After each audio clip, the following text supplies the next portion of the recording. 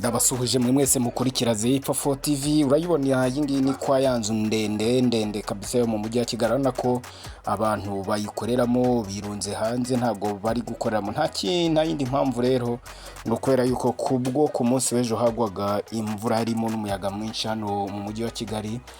Byaje kuvugwa ko abantu bakorera muri underground y'ino nzu baje guhura n'ikibazo cy'uko ngo hari amazi yabasanze aho bakorera ajya mu bicuruzwa bacuruza.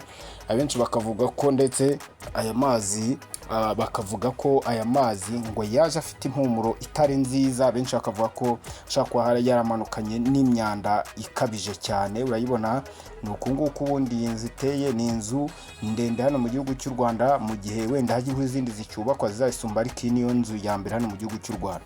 Aba bose bakorera muri iyi nzu rero imiryango ntabwo yabifunguye, ndetse n'aho bakorera ntabwo bari kuhakoresha, bicariye hanze ngo bategereje ko iki kibazo gikosorwa cyo kuri iyi nzu. Ubundi isanzwe ari inzu yubashywe bitewe n'uburyo ari inzu igaragara nk'icyitegererezo hano mu mujyi wa Kigali. Ni inzu rero bigaragara ko bavuga ko ngo ishobora kuba ari nk'ibati ryavuyeho, abandi bakavuga ko ashobora kuba ari amatiyo atwara amazi n'imyanda imwe n'imwe ikomoka aho baba bagenda bakorera hano hirya no hino muri ino nzu, bishobora kuba byaramanutse noneho itiyo igaturika bikinjira aho abantu bakorera.